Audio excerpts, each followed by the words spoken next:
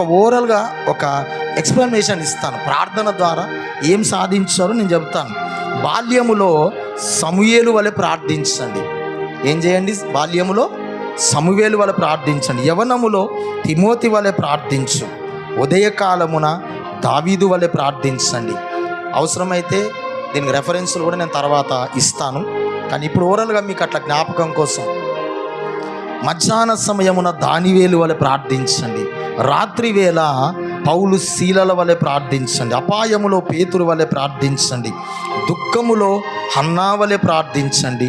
శ్రమలలో యోబు వలె ప్రార్థించండి. మరణ సమయములో సెఫెను వలె ప్రార్థించు. ఏ పని ప్రారంభించినా ఎలియాసరు వలె ప్రార్థించు. పని ముగింపులో సొలొమోను వలె ప్రార్థించు.